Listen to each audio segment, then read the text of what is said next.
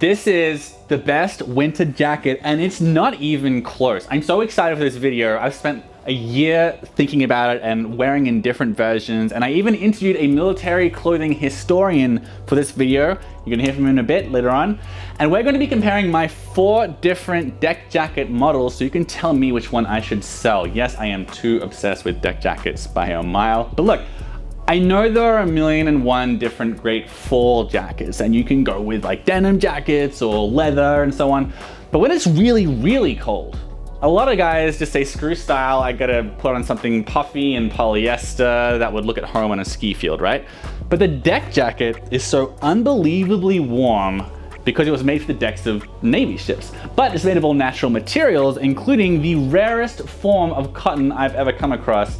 And it does such a great job of being distinctive without being over the top or too vintage or too military, which is why I love it so much. It stands out, but it doesn't, which is basically what I'm going for with my whole wardrobe. And there are a lot of like very rare and very distinctive things about a deck jacket, which is also called the USN N1, because we're talking about a jacket that was made for the US Navy in the 1940s. That was basically their version of the Army's field jacket. It was originally designed when they realized that their more dressy pea coat was too restrictive and a bit too dressy for work. And I literally got my first deck jacket because I didn't always feel dressy enough for my pea coat. So I'd agree, it's a great, more casual alternative when the weather is really, really cold. Key features of the deck jacket are wool lining in the body and sometimes the sleeves and the collar, much of which is alpaca. A zipper that's protected from wind and rain, from like freezing over, by this iconic button placket here. So it's a combination button and zipper closure. It looks really cool because you really don't often see button closure jackets that are this warm, or cotton jackets that are this warm. And then there's the outer shell here made from jungle cloth, a very uncommon and unbelievably hard wearing textile I'm going to discuss in a second. This model is the most authentic stitch for stitch reproduction of an actual World War II N1 deck jacket, except for the color. I got this one from London's Son of a Stag. The Navy never made them in brown. They actually started out as blue, and then it was a basically impossible to reproduce olive drab, and reproductions slowly got more and more golden as the Japanese market responded the most to that color. So today people think of the OG N1 as khaki, even though it was actually closer to green. This is Charles DeCipio of historypreservation.com, which sells incredible reproductions of vintage garments, including Buzz Rickson's deck jackets, and that's the one I'm wearing here today, which are the most authentic versions, although again, not this particular color. The first model comes out in 1940, and it looks like the actual issue of that jacket might not have taken place until 1941, before there were enough to actually go around. But certainly in 40 is when the jacket itself with a zippered front was put into production. The why of it was simply the Navy prior to that time had been relying on, much like the military of the world, they relied on their dress uniforms to also serve as their work uniform. So Navy, that and a pea coat in cold weather. It's clumsy and it didn't allow for the freedom of movement that they desired.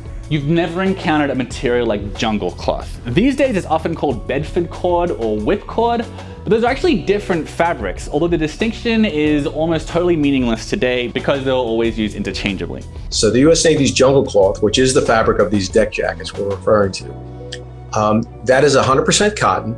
It was developed in the 1930s. The US Navy adopted it for winter flying suits. And that is what they ultimately went with in 1943 for the N1 jacket. Long story short, jungle cloth is a more water-resistant brother of Bedford cord, but you'll probably never know which one your deck jacket is because everyone uses the terms interchangeably again. Very few people make this extremely hard-wearing fabric. You can only get it from Japanese mills. Today, why is it rare? Is I would presumably think because there are just better fabrics, man-made fabrics that do a very good job. They're hard-wearing, they repel water, so there's no need to do it. It's the jungle cloth is a relatively expensive fabric. It uses a lot of cotton. The more cotton it uses, the more costly it becomes. It's a beefy fabric. It's a very hard-wearing fabric, and it launders very well. These are reasons the Navy went to it. It's hard-wearing and it launders well. Basically, manufacturers choose not to make jungle cloth. They could, but most people aren't interested in it because most people are fools. Jungle cloth is superb and durable and super cool, breaks in really well, and it works perfectly for a winter-ready jacket when it's lined with this luscious alpaca, which is actually a mix of alpaca, wool, and cotton. The Navy mixed in alpaca because during the war they were kind of running low on wool, and they mixed it with cotton to make it less scratchy. This jacket is even warmer than my Filson Mackinac, and a big reason for that is that while that coat is sheep's wool, this one is 35% alpaca, which is warmer because the fibers have more hollow space, and that creates a greater thermal capacity. Like it allows some more warm air to fill it. The last thing I want to show you before my other versions of the deck jacket on this one, the Authentic Repro, is the USN on the chest here, which you might have missed. I hope you did. If you want a really authentic repro, you get the USN there, but personally, I absolutely hate it. It feels very stolen valor to me. I actually saw this great comment on Reddit from a former Marine who said he twice asked guys wearing this jacket about their naval service, thinking he'd met a fellow veteran, and they had to awkwardly explain that they hadn't done any service. I'm sure you think that there are blurry lines in this area, like can you wear an army-style field jacket without having served and so on. For me though, I think a pretty clear and understandable line is literally having the words US Navy or US Army stenciled on your clothing. That's for me personally, that's where my barrier is. In any case, you can buy deck jackets without it, and the more popular ones actually don't have it, but this brown one only came with the US Navy, but thankfully the brown kind of hides the US there. Now obviously the original deck jacket here is cool as but there are some elements that I think can and should be altered, especially the pocket situation.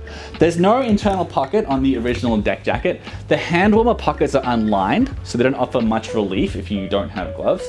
And because they're slanted outward and they don't fasten closed, the stuff you're carrying is always at risk of falling out. There are other ways to improve the deck jacket too, so let's take a look at some versions from other popular brands, which are all in different colors because I didn't want 4 tan jackets, but they're all available in tan, which is kind of considered like the default color for a deck jacket. They're also all lined with alpaca and then Bedford cord or jungle cloth, but differences. The first variation probably won't surprise you if you know much about the space. I think it's the most popular variation of the deck jacket out there, and that is from Ironheart. Ironheart is considered by many as the best heritage brand, and this version is a good way to approach the sizing question. Should you go slim with a deck jacket? This is the same size as my Buzz Rixon's one, but as you can see, it is considerably slimmer. A lot of the models on Ironheart's site wear this true to size, like look at this guy. But when other companies are selling this, they put their models in bigger fits. And this jacket makes you think of that like famous picture of Paul Newman in the baggy deck jacket. And you think like, yeah, maybe Paul Newman had it right. It does look pretty good when it's loose. Anyway, this is it on me. It's a large. I kind of wish I got an XL just because I have a weirdly long torso myself. So if you don't, you might like the slimmer fit. But for me, it's just, it ends a bit too high on me personally. Now Ironheart's deck jacket I think is considered the best because they haven't changed too much. The main things is that they've put button cinches on the side here to replace the drawstring on the original if you want to make it a bit slimmer, which is good if you get a size up like I should have done. Also, you can button the cuffs closed here. They've also got an internal pocket in the inside the jacket. The hand warmers here are now lined and they fasten closed. So you can walk around with a wallet and not be in constant fear of it falling out.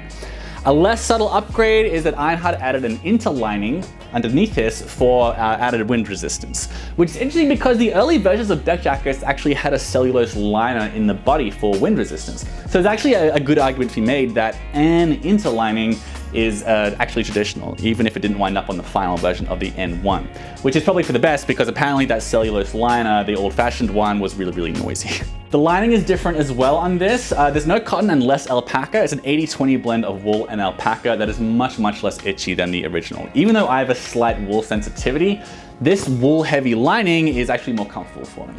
So it really is a very, very good jacket here. It's a really good upgrade on the original. I know a lot of folks will insist that there's nothing better than the original, but like just being able to carry a wallet in my jacket, I think is indisputably a good upgrade, I think. I think they've done a good job at adding to the original jacket. The downside, mostly the sleeves aren't lined with wool like the original is. It's quilted satin, but that does make it a little easier, more comfortable to wear when you're in a t-shirt. So that's Ironheart's deck jacket. I also have another variant of the deck jacket from Ironheart that they call the B2, which has more changes made to it. The most pertinent is that the fit is taller and slimmer.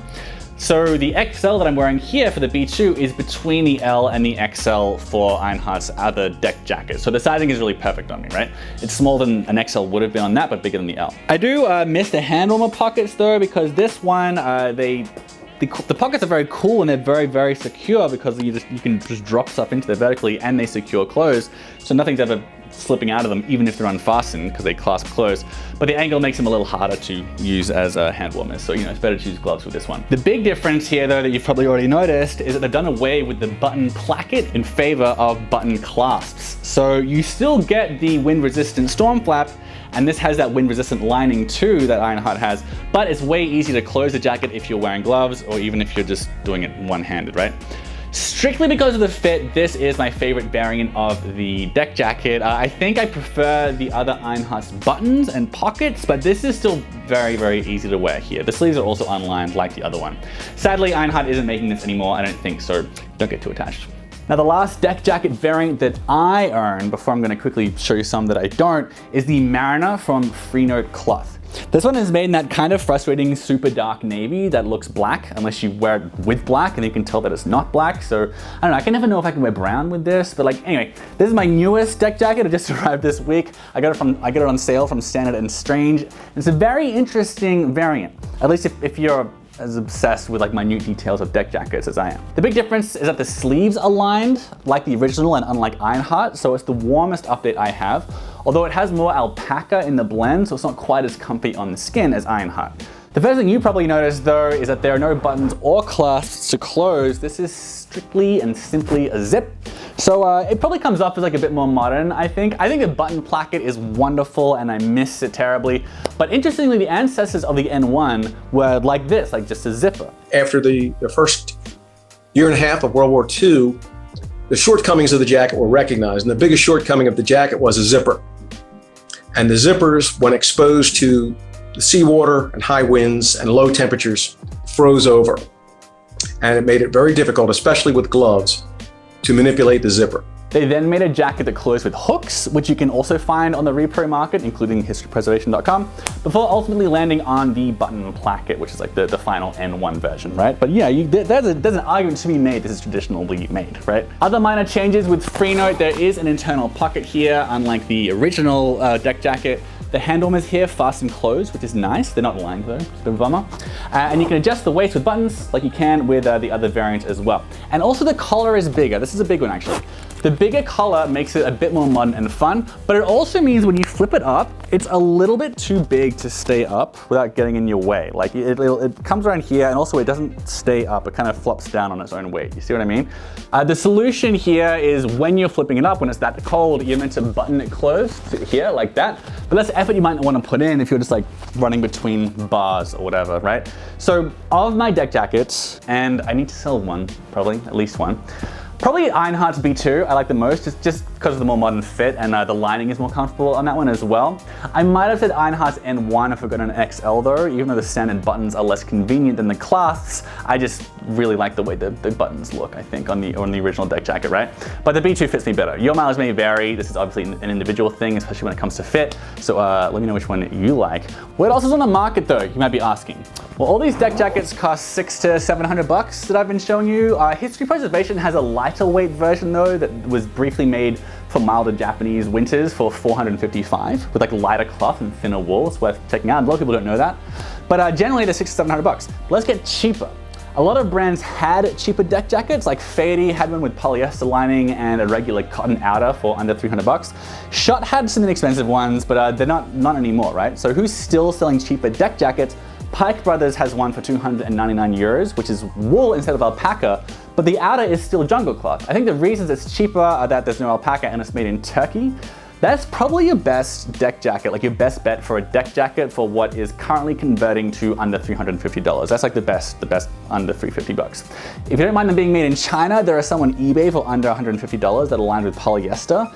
The outer might be jungle cloth. It says jungle cross, which sounds like me doing an offensive imitation of a Chinese accent. That is what's written down there though. You might find actual vintage military ones on eBay or Etsy as well if you search them often enough. On Etsy I've seen some vintage ones from the actual war costing $400 and something. That kind of stuff isn't always gonna be out there though, but that's interesting. You wanna check them out there. The winner for the most overpriced version of the deck jacket is RRL's, which costs as much as these very good deck jackets I own, but isn't lined with anything at all. Followed by Universal Works, who sells this really ghetto one for $450, which is not Bedford cord and it's lined with polyester. $450 is a sin. That was a ridiculous price for them. The winner for the most expensive deck jacket that might be worth it, the priciest I found is from Dayhen for $1,295. It's not jungle cloth though, it's just wax canvas for a different look. The main difference for the price, like the main reason for it, is that it's lined with mouton fur. So it's not like wool that has been shorn, it's the skin of a lamb, and it's been processed in a way that makes it much, much softer than wool. You know when you pet a sheep, it's like a bit coily and rough, right? Mouton feels very plush. It feels more like vintage fur coats like beaver or sable. And it even has a kind of shimmer to it as well. It's lambskin that's been straightened, chemically treated, and thermally set. So all that, plus the fact that you're killing the lamb for it, means it is pricier. And yeah, so that's the most interesting, most expensive variant of the deck jacket. And that's my video on deck jackets. I know that was pretty long, but I'm absolutely obsessed with deck jackets, and I just like couldn't find like any real content out there, good video content on deck jackets. So I'm hoping to popularize them a little bit with this. While it's winter, do get yourself a deck jacket. Let me know what your favorite variation is in the comments below. I'm sorry that one or two of them aren't made anymore because that B2 really is very good. But there are a lot of colors out there and a few interesting variations. I think you can be able to find what you want, but Bedford cord is super cool, and the style, especially with the button placket, if you like that, really, really cool. And I just think we should see more of them. This video needs to stop. Goodbye, everybody. Please subscribe if you've got more interesting stuff about kind of heritage fashion and like stuff made of like leather and canvas and stuff that's built to last, because that's what this channel's all about. See you later.